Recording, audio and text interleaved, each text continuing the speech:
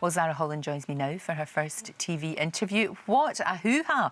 What a whirlwind it's been. It's been completely crazy, hasn't it? How are you? I'm okay. I'm doing okay. You're all right? I'm all right now. I feel like I've let a lot of people down, but I'm here and I've been with my mum. She's getting much better. Good, because you had to actually leave, didn't you? You didn't leave Love Island because of all the Miss GB thing. No. I know a lot of people thought that. Yeah. But you left because your mum's not well, but she's doing all right. She's doing much better, but Good. honestly, the support from the public's been absolutely amazing. And I can't stop saying thank you. I feel really, really overwhelmed and very humble. Because of course without them. We met you and your mum last year. You were in the studio last year. Do you remember, for the audience with? Yeah. And we did all of that. So I hope she's okay. And you must have obviously had a chat with her. Yes. How tough was that? It was really tough. And do you know what? I promised my mum when I went, and I said, "Mum, do you know what? I'm not going to do anything naughty on TV." And you know, I let her down. And I never ever wanted to let my mum down. We're best friends, you know, we have that very, very special bond. And that was the worst thing, that I'd know I'd let my family down.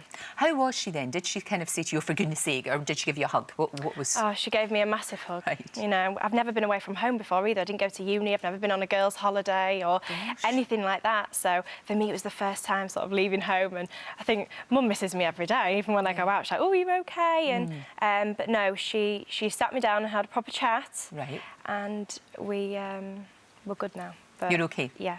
But did she say she was disappointed in you, or would she never say that to you? She felt very let down because I'd made that promise to her. Right. And, you know, if you make a promise to your mum, you never let your mum down, do you? I know, but the thing is, the premise of the show, you know that before you go in. You know what it's about. What were you thinking? Did you just forget that it was on the telly, or were you in this little bubble that you kind of thought... Yeah. Do you know what? Literally, it was in the moment, and I made the biggest mistake of my life. And, oh, God, it's horrible. But yeah, you know, I was in the moment, I was in the hideaway, and I'd had a few glasses of champagne. I'm not blaming it on that. No. And earlier on that day, we had a challenge, and it was mates rates, and the new boys got to rate everyone sort of in order of which they think was the hottest girl and how much banter there was in the group. And I was the fourth fittest girl, and I didn't apparently have much banter. So you start to think, oh God, am I really boring? And am I not pretty? And it's just sort of everything that day kind of contributed to it. And I'm not making an excuse, because I know I'm my own person, and I made that decision, but it literally was in the moment, and it was the biggest mistake ever. And if I could go back in time and change it, I would, because I never wanted to lose my Miss Great Britain title ever. Well, that's the thing.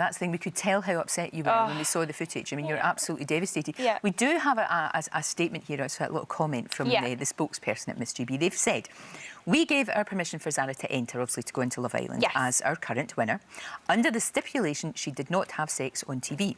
Zara fully agreed to this and knowingly went against our wishes." Now, so from their point of view, they're kind of looking at it, thinking to themselves, you knew exactly what you were doing, and you did this, and therefore, no, they had to take your crown away. Well, then they never said to me that I couldn't have... They didn't. Sex on TV. But then maybe they thought it was a given.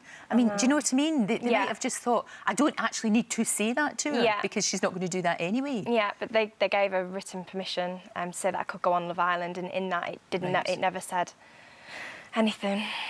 But they probably just thought we didn't have to put that stipulation in there. Yeah. But how do you feel now about losing the Miss GB title? Because it was a big deal for you. You were so proud of it. Do you know what? Being Miss Great Britain is the biggest thing that's ever happened to me. And losing it is awful. I actually can't put it into words, and I worked so hard to be there, and everyone supported me. And in the last 3 years, I've raised over £20,000 for various charities. And I think, as well, when I was awarded the Miss Great Britain title, I was so proud to represent my country and, you know, be a role model and show people that, you know what, if you want to do something, you can do it. If you put that 110% effort into it, go for it, because you can achieve it. And I achieved that, and then from one silly mistake. A role model, for example, we've got a wee comment here from a lady called Carol Bowler. Yeah. She won the competition in 1964. Yeah. She says, "I've got no sympathy for Zara. She knew what the consequence of her actions would be. It was different in my day, obviously in the 60s. Yeah. We had chaperones who attended all our events with us and kept us out of mischief.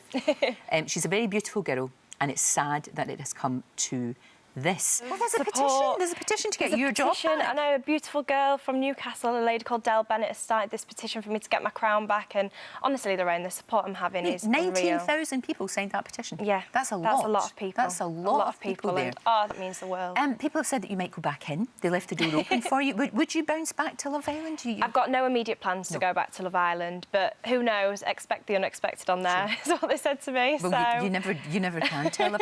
And Zara, the thing is, in this mad, crazy world where the more column inches you generate and the more, I guess, social media, you know, and all of that, this might not necessarily be a bad thing for you. No, it might not be. Do you know what I mean? You know, you have apologised. You've been very open. You've said, you know, it was the daftest thing to do. It was. So I think, in a way, people will like that. They'll admire the fact that you've been honest, that you've put your hands up and said, oh, for goodness sake, I was so stupid. Yeah. And it could lead to other things, perhaps. Perhaps. We'll see. We'll see. But you never know. Right now, I just want to concentrate on, you know, being with my mum and... You know, like I said, I've got to turn back the time, and I never wanted to lose the Miss Great Britain title. I never went into Love Island and said, oh, you know, I'm going to have sex on TV. I genuinely went in there to find love. But no, it's OK, I'm still unlucky in love. Oh, I'm sure you'll find someone. I'm sure you will find someone. And I think the fact that you have apologised and the fact that you just want to get on with your life is admirable. Yeah. Thank you. No, thank you very much. Very much indeed, love. Thank you very much.